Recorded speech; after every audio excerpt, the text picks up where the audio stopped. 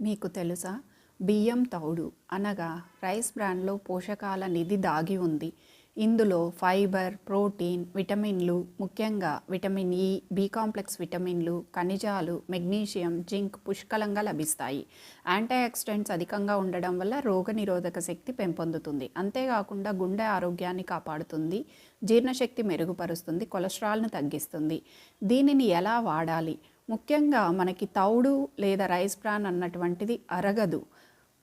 కానీ ఇందులో ఉన్నటువంటి పోషకాల వలన దీనిని ఇతర ఆహార పదార్థాలు తయారు చేసే వాటిలో కొద్దిగా వినియోగించవచ్చు. అంటే సూపులు, కూరలు లేదా ఏదైనా పొడులలో వినియోగించవచ్చు. అంతేకాకుండా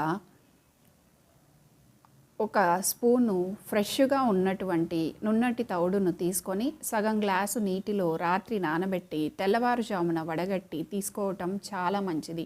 ఇందులో ఉన్నటువంటి బి కాంప్లెక్స్ విటమిన్స్ మనకు అందుతాయి.